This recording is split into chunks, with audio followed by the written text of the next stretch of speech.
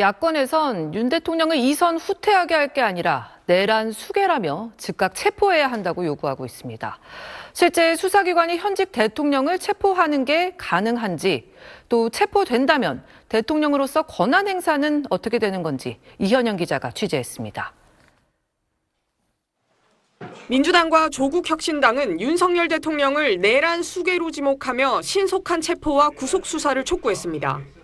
즉각 윤석열을 포함한 관련자 전원을 구속할 것을 요구합니다.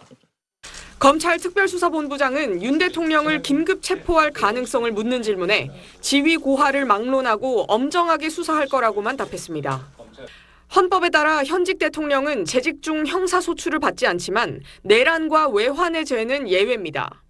따라서 이론적으로는 형사소출을 위한 체포와 구속이 가능하다는 게 법조계 해석입니다. 하지만 현실적으로 대통령을 24시간 경호하는 경호처 요원들과 충돌 우려 등도 있어서 강제적인 체포는 어려울 가능성이 큽니다. 윤 대통령이 수사기관에 체포, 구속된다고 해도 곧바로 대통령으로서의 권한이 정지되는지 여부도 논란이 될 수 있습니다. 헌법 71조는 대통령이 거리되거나 사고로 인해 직무를 수행할 수 없을 때는 국무총리, 법률이 정한 국무위원 순서로 그 권한을 대행한다고 규정하고 있습니다. 거리는 복귀가 불가능한 상황을 뜻하기 때문에 체포나 구속의 경우 사고에 해당하는지가 쟁점이 될 수 있습니다.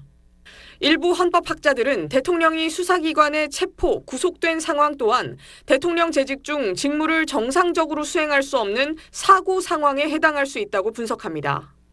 실제로 지방자치단체장의 경우엔 단체장이 재판에 넘겨진 뒤 구금 상태에 있는 경우 부단체장이 권한을 대행하도록 한 지방자치법에 대해 2010년 헌법재판소가 합헌 결정을 내리기도 했습니다.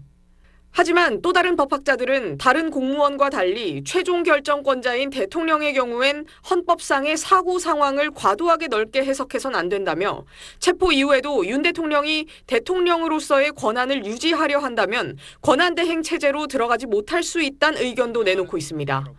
SBS 이현